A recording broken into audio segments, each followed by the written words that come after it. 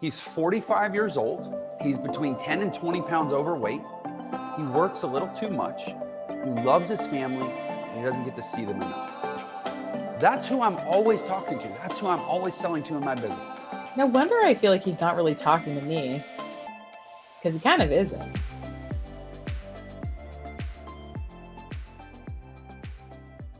Hey guys, editing Nicole. So as I was thinking about this video, I felt like there was something I wasn't quite getting at. There was some part of it that was problematic that I wasn't really calling out. And I think I figured out the two things that it was.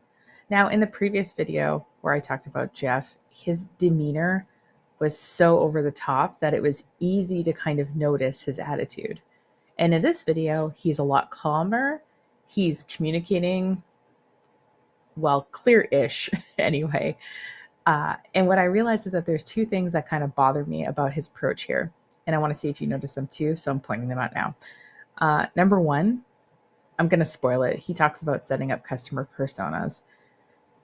But rather than thinking about a customer and sort of what they want and what they're interested in, he really drills down to the sort of emotional vulnerabilities of his customer. And so when he sells to them, rather than feeling like it's a connection, it feels like he's almost exploiting this sort of prototypical man that he's advertising to. You say they don't make enough money, they're overweight, they want to spend more time with their kids. He's like targeting people in a certain emotional state, and I don't think that that is fantastic. The other thing that he does in this video is he positions himself as being further along in the journey than the people he's targeting. So he's like, I at one point fit the criteria that I'm talking about, but now I'm up here and I can help people get from where they are to where I am. And I feel like when you think that you're better than your customers and you communicate with them, that comes across as pretty arrogant, which, yeah, anyway. So those are the two things I sort of, in reflecting on the video, I kind of came up with. Let me know if you notice them as we're watching today. All right, back to the original video. Hey everyone, welcome to Nicole Reacts, where I, Nicole, react to online marketing guru trainings that I find on the internet. My qualifications for snark and commentary that I've owned a marketing company for the last 14 years. And I've had two small businesses in that time that are not marketing businesses. So I've seen marketing both from the client needing services side of things, as well as the agency providing services side of things. So today's person is Jeff Lerner. Now, here on this series, I like to not only visit new gurus because they just keep coming, but I also like to revisit some of the fan favorites as well. And the Jeff Lerner video stats were among my best. So I wanted to revisit him with a different video. Before that, though, I wanted to update you. Now, Jeff Lerner's massive quest that he's had is to get to 1 million Instagram followers. When I looked at his account, he had like 65,000-ish, but the follower behavior, if you remember, was really weird. I'll link to the original video in the show notes so that you can see it. But this video came across my feed. It looks like it was published May 22nd. Okay. I'm just going to play it in its entirety. And you tell me what you think. About 150,000 followers for my account. When I'm done, I don't know how many will be left, maybe 5,000, 10,000. I want to explain why and give a little note of encouragement to anybody that's trying to build something meaningful in this world, to like take your time, do it the right way, and don't listen to people that aren't trying to help. So when I started 3.5 years ago, I had some people come on my Instagram and they basically attacked me because I had hardly any followers. It was a new account, right? They basically said I was a loser, nobody would take me seriously. So I thought, oh man, I gotta get more followers. So I hired something called a growth hacker. Details don't matter. Anyway, it's supposed to help you organically and authentically grow your account and get your stuff shown to more people so you build a loyal following. Well, I didn't. I built a garbage following. I'm not saying if you're a loyal follower, thank you. I'm not saying you're garbage, but I got 150,000 followers. My guess is 140,000 of them don't even know how they got there. I'm basically having to start over. Don't let that happen to you. Do it the right way. Play the long game. Don't listen to assholes. So I'm in the process of removing about 150,000 followers from my account. So that's weird, right? Like that seems like a weird thing to do. And what's really interesting is around that time, I checked his followers and he had like 2,000 followers or something like that. I'll see if I can find, I've been keeping Social Blade screenshots because they only keep data for like 30 days. And this guy's followers change a lot. So right now, at the time of recording, it's the end of July. I see that he has 102,000 followers. So when you're watching this video, he could have anywhere from 2,000 to 100 and something thousand, I'm guessing, if you watch it sometime in 2022. And in case you don't watch the original video, I will give you a 30-second sort of overview of this guy. He did a bunch of different stuff, but then opened a digital marketing agency probably 20-ish years ago, 15-ish years ago, around when I opened mine. And he sold his agency for multiple seven figures, which is douchebag code for don't go with $1 million, higher than that. But I'm not committing to, 10 million or whatever. So anyway, point being is that now he's kind of parlaying himself as a sort of like business coach.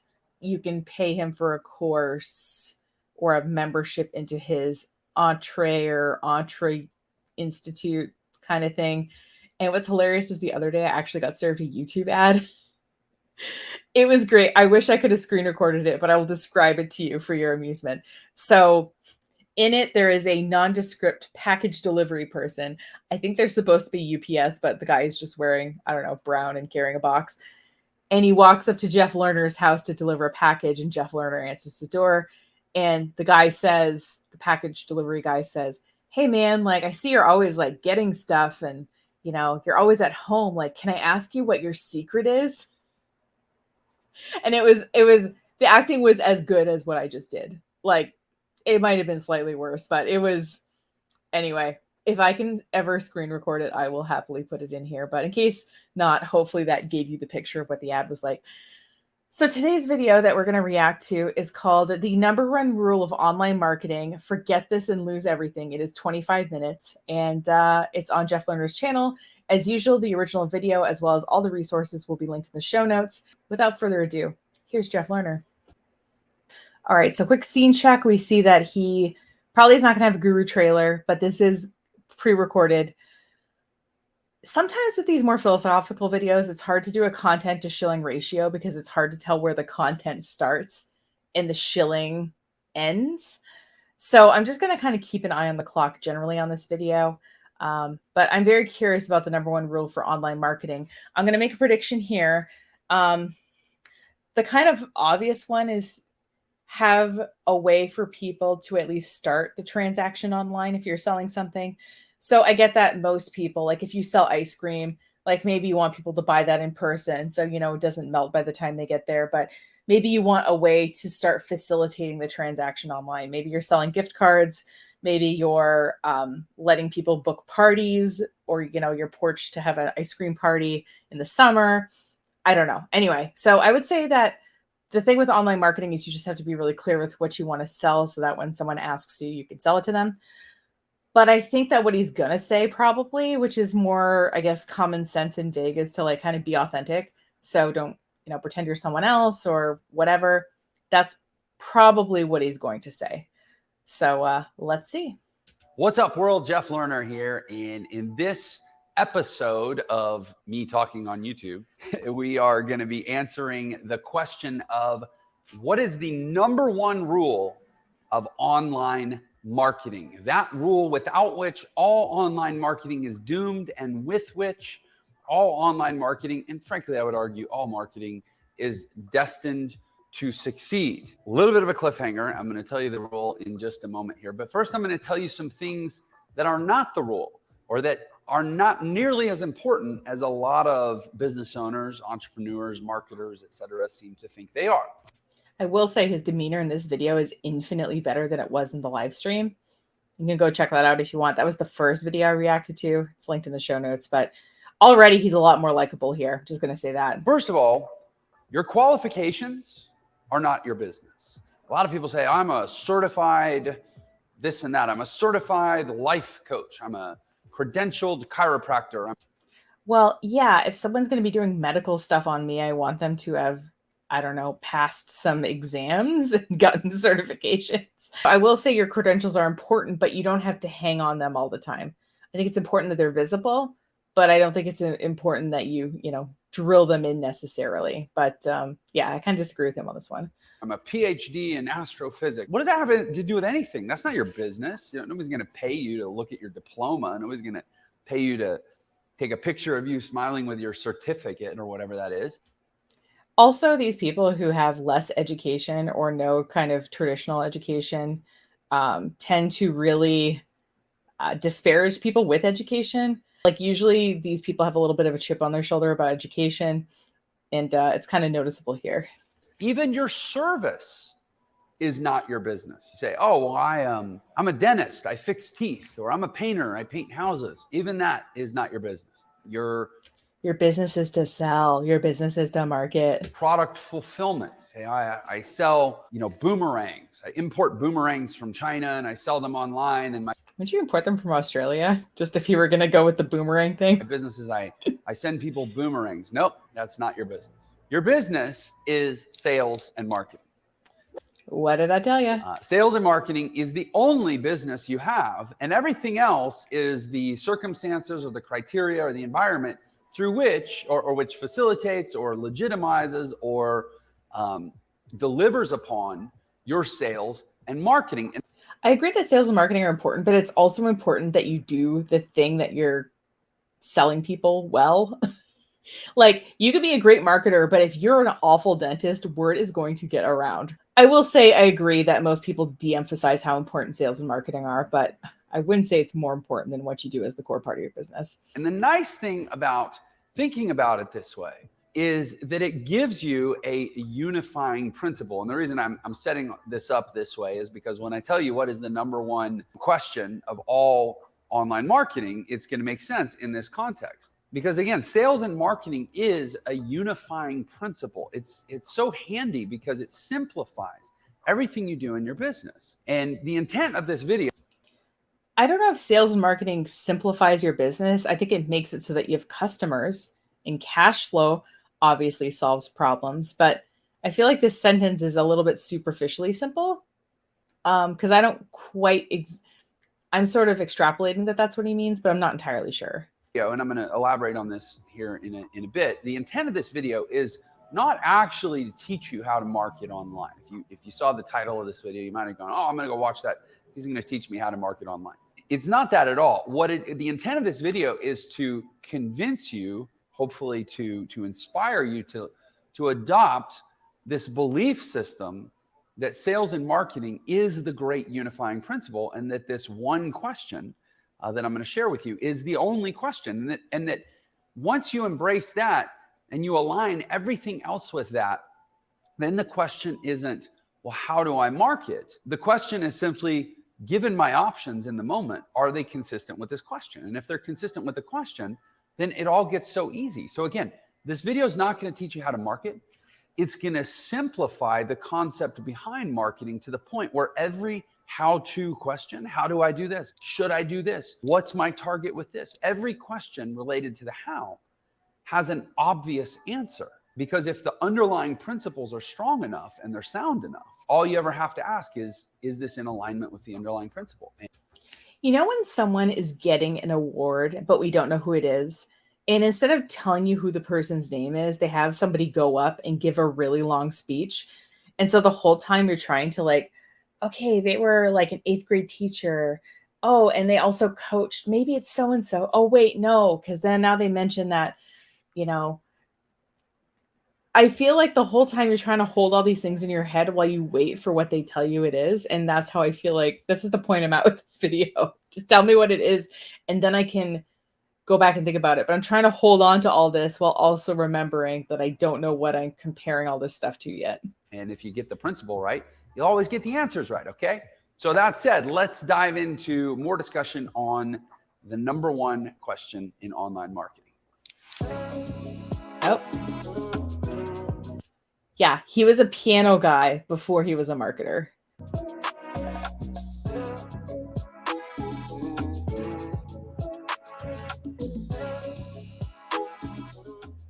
Guru trailer, nice house, pretty wife, on TV, has a kid. All right, so the number one question That is the first rule, really almost the only rule you could say of great online marketing. Just spit it out, man. Is to ask, who is my customer and what do they want? I guess that's technically two questions. Let's call it a two-part question. You answer that question, everything else in the business gets so easy. And the hardest thing about this for most business owners is to realize that if the first rule is to know who my customer is and what they want, and the only question, the fundamental question is, who are my customers and what do they want? There's literally only one person in the entire world that can't apply to. And that's you, the business owner. You're actually the only person who is impossible to be your own customer. And there's 7 billion people in this world, and theoretically you could. I mean, so my co-working space gets marketing services from my marketing company. So and they are two separate corporate entities. So like I'm technically my own customer, but I get what he's saying, which is that a lot of us tend to think of when we sell things or when we're communicating about our product, we think about it in relation to ourselves versus in relationship to our customer. I don't know. I really thought it was going to be I feel like everybody, if you asked a business owner who is your customer and what do they want, I feel like most of us can say that pretty clearly. And I don't know if that makes everything easier or not. I haven't seen evidence of that, but you know what? He's laying the groundwork. Maybe he's going to get into why it's easier. Could maybe figure out how to make every single one of them your customer, but there's one person that can never be your customer, and that's you, right? So if the question is, who are my customers and what do they want? Then the least important person by definition inherent in that question is you. You don't matter.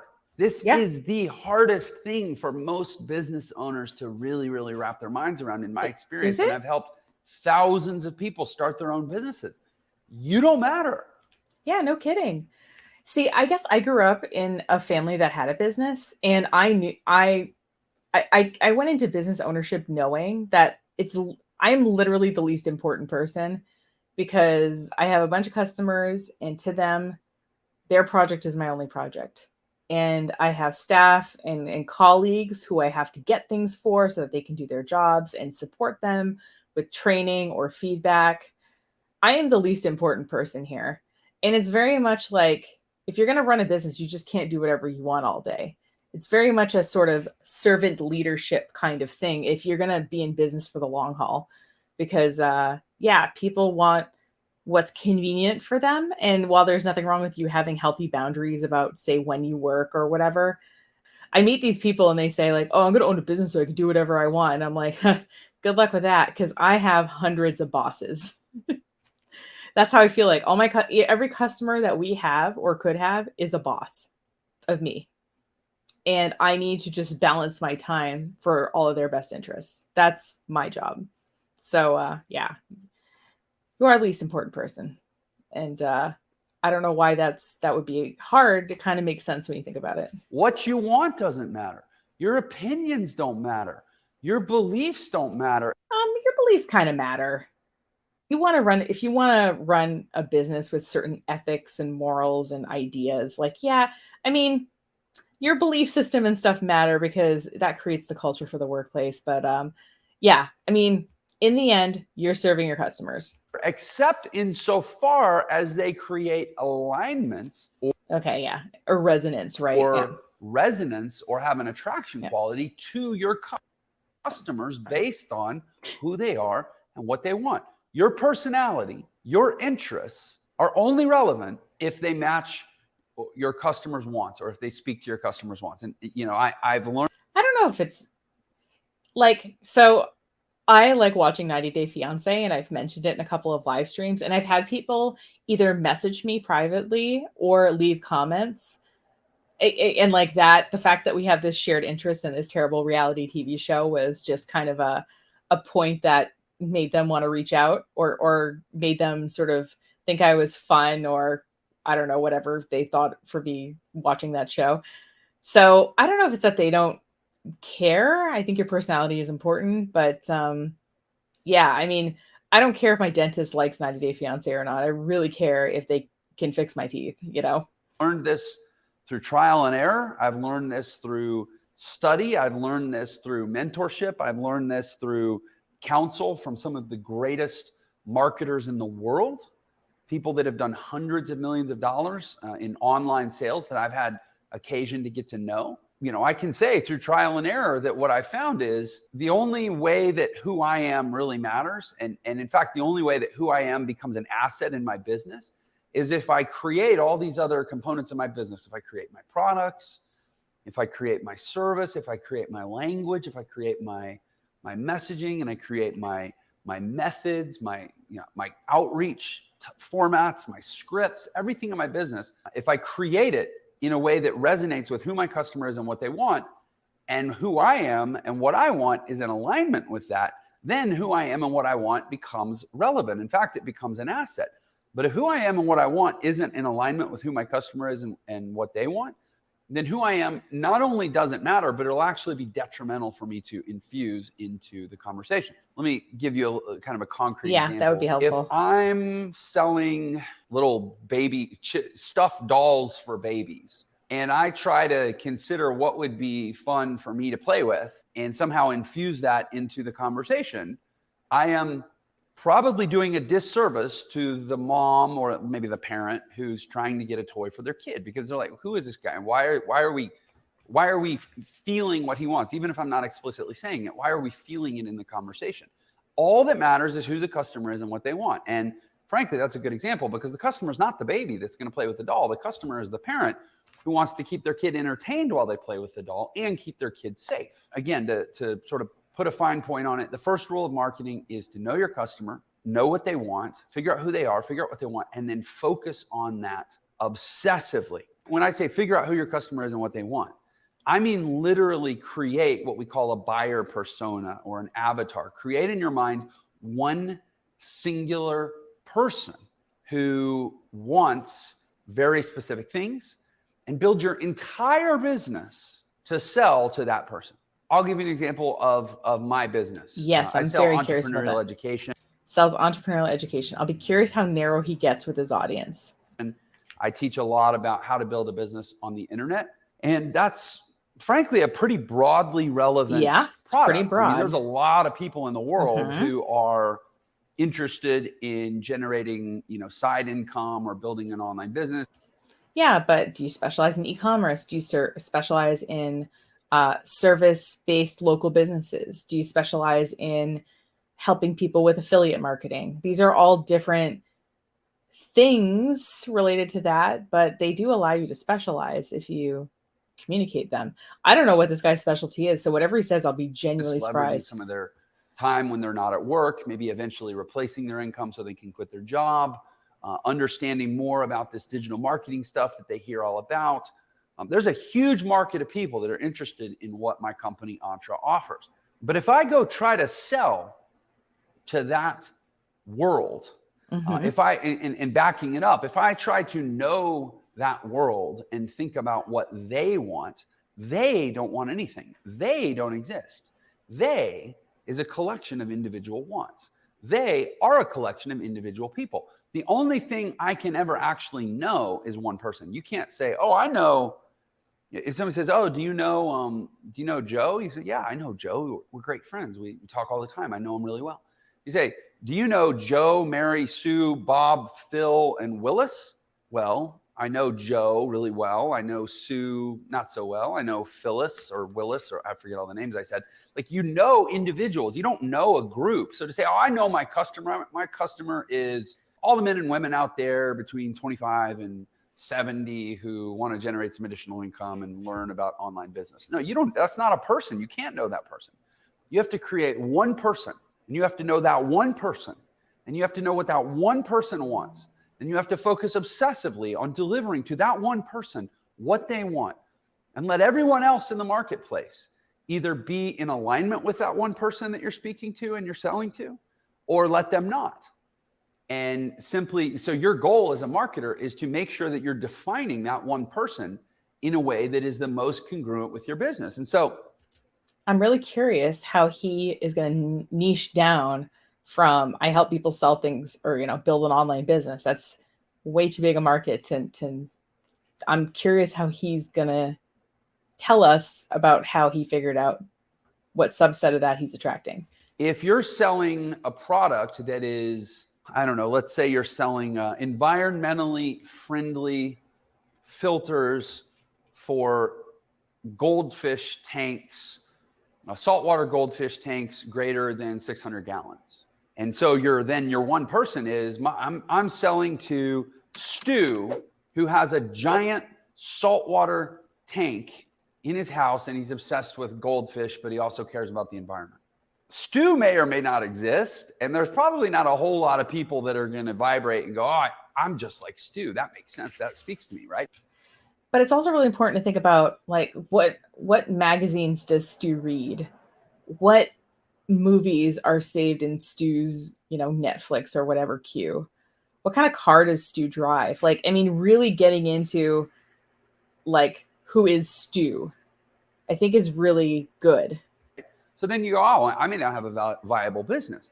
But for me, I'll tell you who I sell to. When I talk about my business to Who do you anyone, I'm sell not to? actually talking to them. I'm not even talking to you right now, insofar as I'm talking about my business. I'm talking to one person. He's 45 years old. He's between 10 and 20 pounds overweight. He works a little too much. He loves his family, but he doesn't get to see them enough. That's who I'm always talking to. That's who I'm always selling to in my business. No wonder I feel like he's not really talking to me, because he kind of isn't. I mean, it would be really helpful if he, like, had a sort of e-commerce based niche.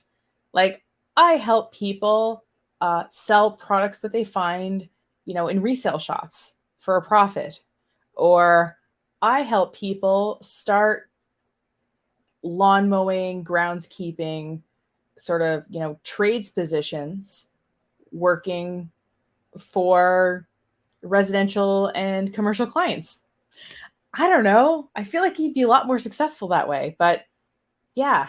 45-year-old male, 10 to 20 pounds overweight, works too much. He's a breadwinner for his family, and he loves his family, but he doesn't get to see them enough. Are there millions of people who fit that description? Yeah. Yes. Are there tens or hundreds of millions of people more who will likely be in alignment with a conversation that I would have with that one person? Yeah. Yes. Therefore, I have a very large market. Thus, I have a thriving business. I think you could sell to Stu with the tanks. Yeah, you probably wouldn't be making multiple seven figures, but I think you can make a pretty good living if you had a very specified niche and you were like the best at it, either in the region or in the world. Because I'm selling products that meet the demand of a clearly defined market that happens to have a large likeness across the world. But I'm not selling to the world. I'm not selling to millions of people. I'm selling to one person. You got to do that too. So my question is, in your business, do you know who that one person is? And do you know exactly what they want? And are you obsessed with both speaking to and then delivering on what that one person wants? If yes, you probably have a really successful business. If no, your business probably isn't at least as successful as it could be, and it may be outright struggling. One of my big influences as a direct response marketer is one of the great old Direct response marketer. It's kind of a new term to me. I'll have to look that up after. school copywriters whose name was Gary Halbert. And he has some great books. He didn't just write great sales letters, but he actually wrote great books on how to write great sales copy. And I strongly encourage you to read that. But one of the things he said, one of his core principles was, don't try to find a market for your products. Find products for your market. And he's basically saying the same thing. He said, get really clear on who you serve, who you speak to, right? And then find stuff that they would want, or create stuff that they would want. But don't create a thing that you think is cool, because again, you're the least important person in your business in terms of the marketability of your business. You might be the most important person in the operations of your business, but you're the least important person in the sales and marketing of your business. So don't worry what you like. Find products or create products that your market would want. And when I say your market, and when Gary Halbert says your market, he taught the same principle too. You're talking about one person. How do you do this? What's sort of a tactical exercise? Well, write down. So who is my person? What gender are they? What age are they? Yeah, see, I have a hard time with this because I don't have a specific gender and age. I have more of a sort of like, for example, I like to work with smart people. Like, the clients that I have are smart people. They have good ideas. And, we talk like equals. I mean, obviously they own their business, but they respect my knowledge and they honestly have really good questions and ideas that they bring to the table that help me do my work better. So I like working with smart people. I like also working with people who are open minded. They're willing to try a campaign that maybe they wouldn't have necessarily thought of themselves, but they're open to it. I also like it when people have a bit of a sense of humor. I have a really hard time. I've had insurance companies, I've had banks as clients and things like that. And I don't know, it's hard to have you can have a little bit of a personality, but I kind of like working with people who have more control over their brand voice so that I can have some fun with their marketing. So those are the kind of qualities that I look for. They listen to the local public radio station. They like TikTok. They read Reddit. I'm just saying, like, I have an idea of who this person is, but they don't necessarily have an age or a gender. They more of have a state of mind. And when I meet them, I know it. And I feel like I'm talking to this person in these videos.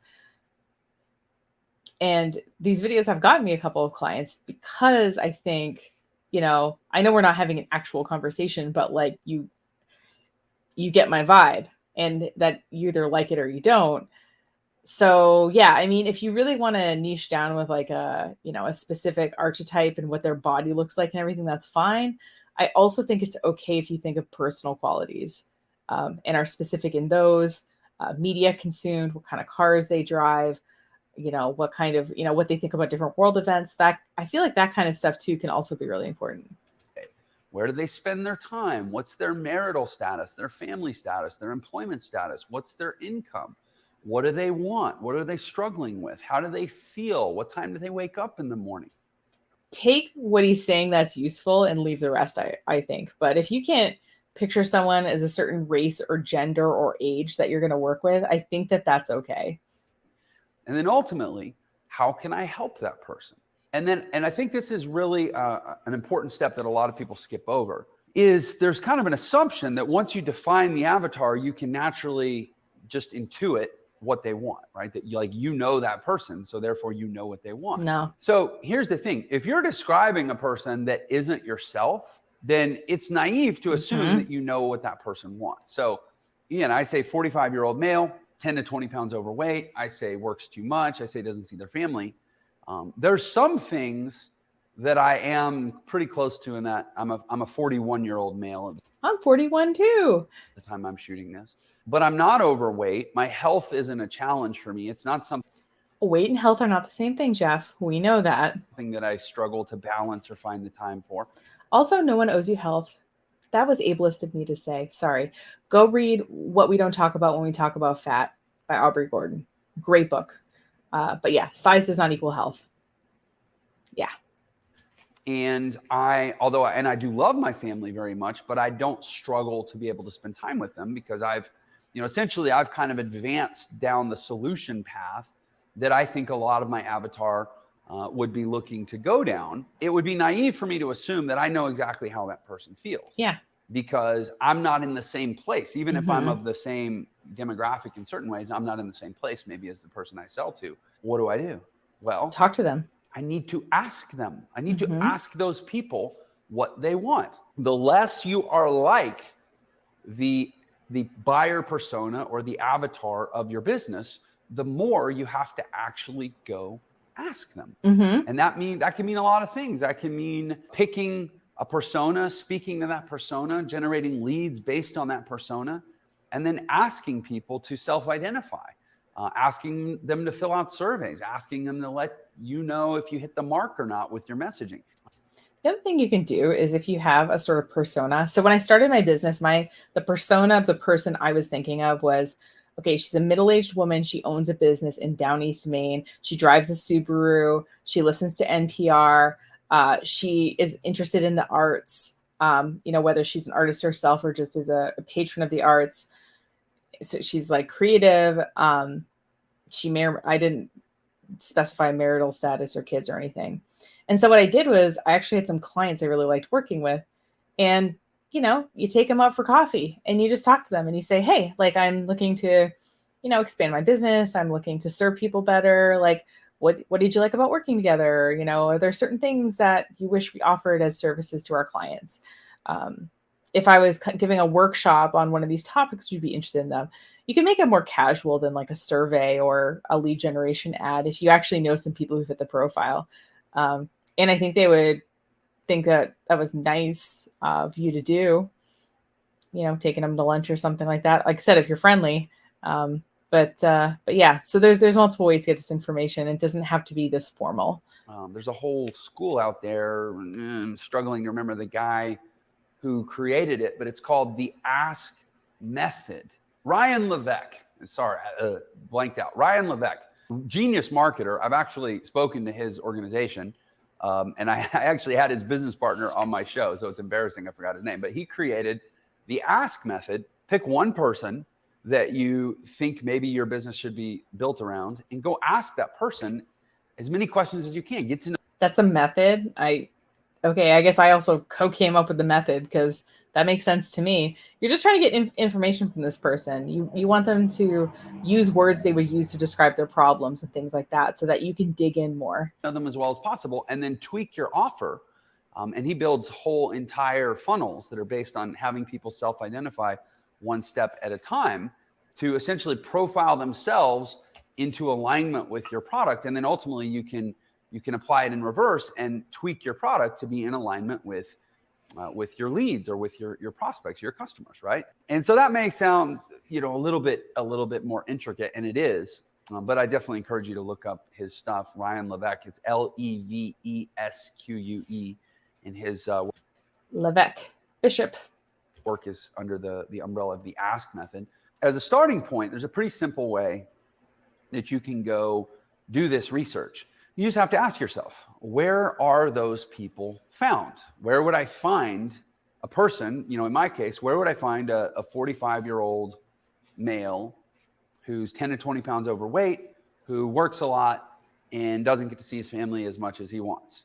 That person might be in, let's say, a fitness group. That person might be, if I went and found a fitness app that's something like how to get fit in 30 minutes a day. Like say I went on Facebook, right? And it said like efficient workouts, like CrossFit, for example. CrossFit for over 40. If I search over 40 CrossFit, and I'm literally just spitballing this off the top of my head. Over 40 CrossFit. Or I went into a group that said how to retire early. Because I said, okay, let's say, first of all, the CrossFit over 40. CrossFit is known as a fitness modality that's about time efficiency, right? So if somebody's pursuing that, is it? I don't know. It seems like it takes a lot of time. There's at least a possibility that they're also trying to get more efficient with their time, which could mean that they work a lot and could mean that they're also trying to balance more time with their family. Or they follow the 7-minute workout that was in the New York Times. I'll link to it in case you're curious, but it basically is a series of exercises that's supposed to work all of your muscle groups, and it can be completed in 7 minutes. And it has a certain amount of benefits versus, running 10 miles or something like that. I'll link to it in the show notes. Let's say I said how to retire early. That's potentially a person who's overworked, feels undercompensated, doesn't see themselves on a good path to retirement, but they probably are gainfully employed, and they're probably old enough that they're starting to really think about retirement. You don't find a lot of 22-year-olds in a group around.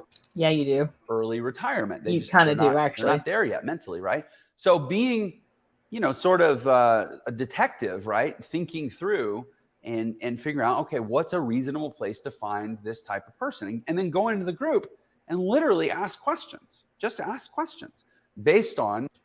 Also, you can kind of go the opposite way. So for example, I have a client who I run a lot of ads for. He posts, he's pretty left leaning.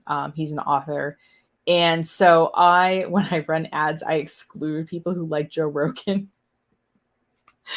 And certain other topics like that. So you can also just kind of find groups of people who, kind of strongly dislike something and are having conversations about it. to find like-minded people too.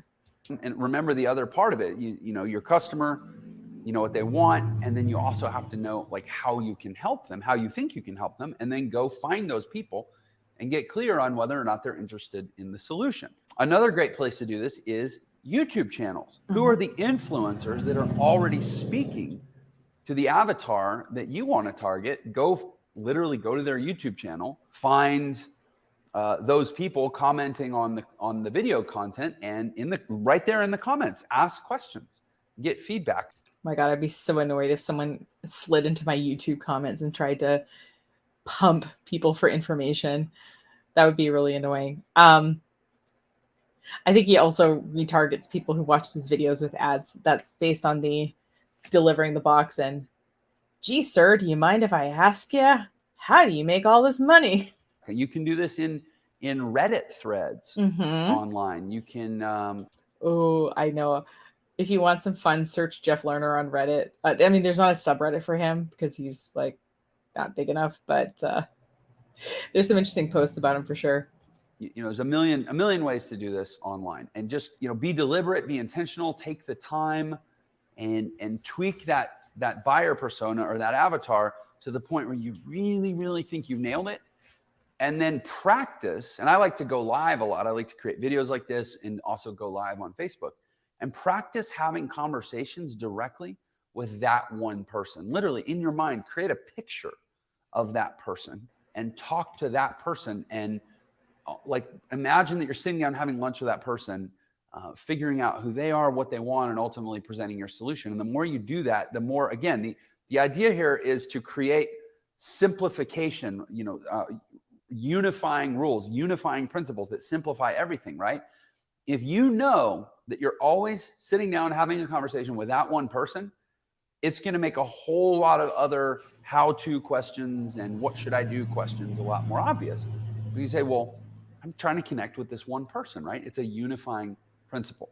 Okay, so once you've really like conditioned yourself to think this way, to be obsessive this way, and to essentially discard all the other questions that I feel are kind of distracting questions, because if you always start with this question, the other questions seem to have a lot more obvious answers in my experience, then you can apply it to every single thing you do in your business. In particular, every single piece of marketing you do in your business. And again, having that marketer lens where you think of your service, you think of your fulfillment, you think of your credentials, you think of everything that you have to offer that you think is your own personal value in your business. You filter it through the lens of what problem is this addressing?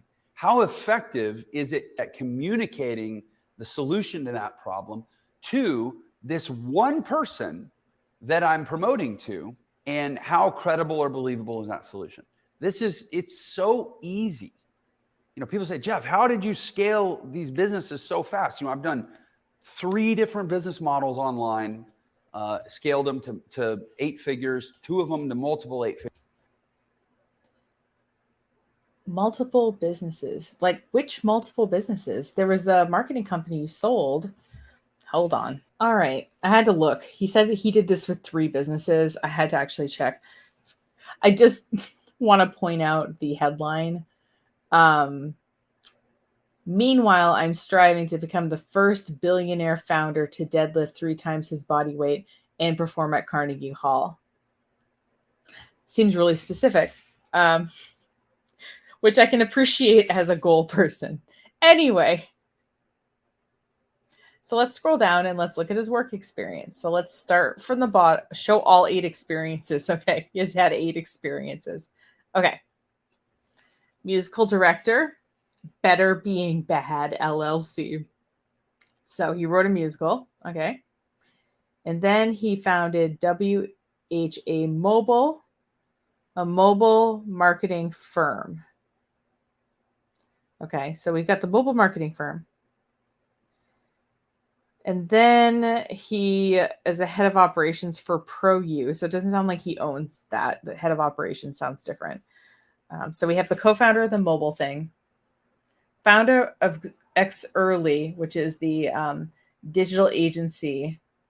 Okay, with 10,000 small business clients across US and Canada. I'm thinking that's the one he sold for multiple 7 figures or something. And then he has he's currently the owner of an investment group, currently the owner of EntreSoft, whatever that is, and currently the owner of Entre Institute. So he's only done it twice, in my opinion. I mean, where's the mobile company and then the digital agency that begins with the letter X, but like, what's the other one?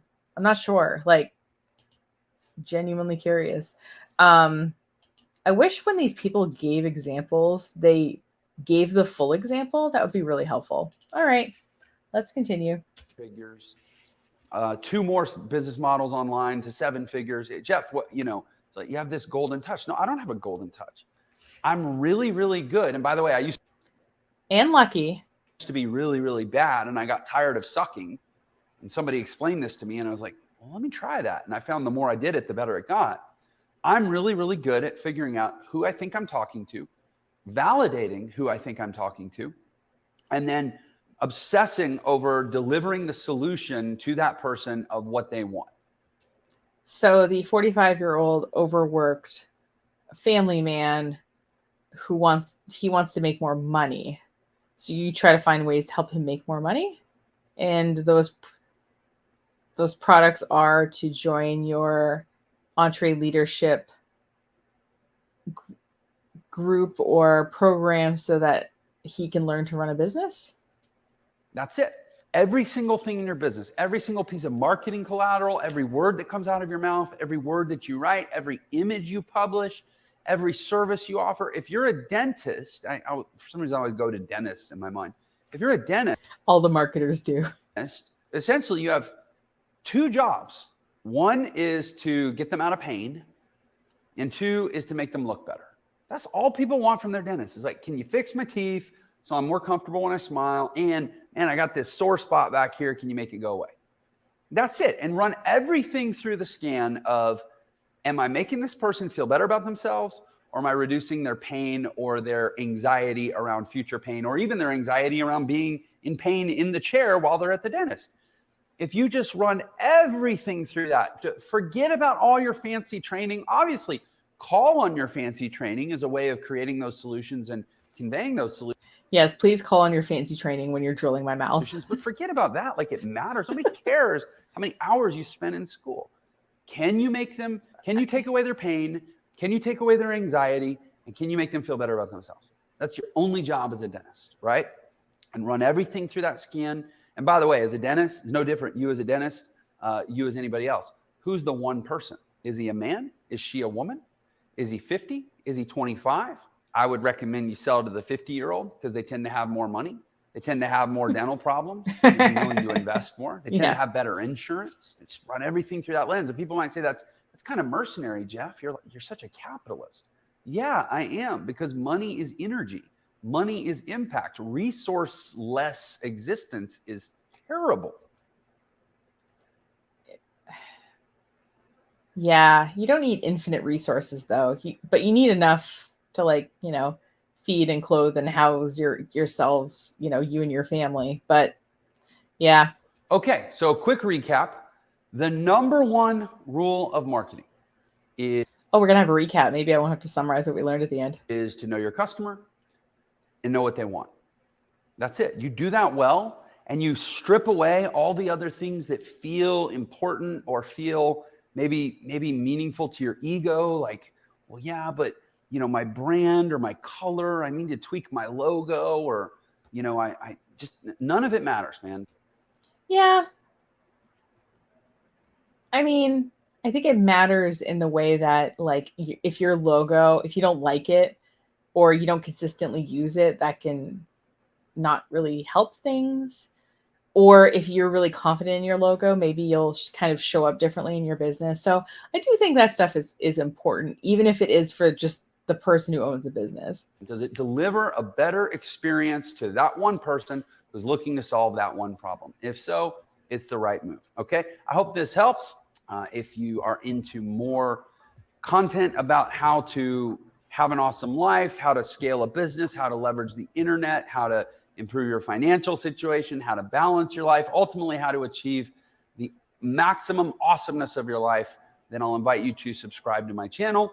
Make sure you click the little bell so you get notified when new videos come out. And if you have any thoughts, comments, questions, anything I can do to help. I see that the lighting in his situation keeps changing too. I was having that problem in the last couple of videos I've recorded. I think I've resolved it, but it makes me feel better that if Jeff Lerner probably has way better equipment than I do. So if he's having the problem, it's makes me feel a little less bad about it. Help you achieve that awesome life, or answer marketing questions. Remember, I've sold over $50 million worth of products online. If you're trying to sell stuff online, I have a pretty good knack for doing so. Ask me a question. I don't think just because you've sold a lot of the kind of products that doesn't mean you can help people sell everything. Like I know where to put affiliate links and stuff like that, but I've never sold a lot of affiliate marketing stuff myself. But I know how I'd go about doing it if I wanted to do it. Yeah, just putting that out there. I love questions. I love the conversation that comes from these types of videos. And if you've enjoyed this video, I'll also ask you if you give me a like, click that little thumbs up button for me.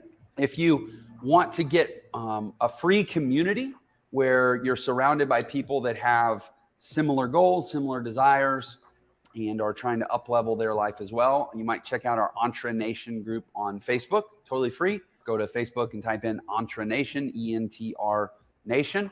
And then we also do have a very inexpensive course that really sets the foundation for you. It has 2 phases to it. Phase 1 is the kind of the core foundational principles of being successful as an entrepreneur, especially as an online entrepreneur.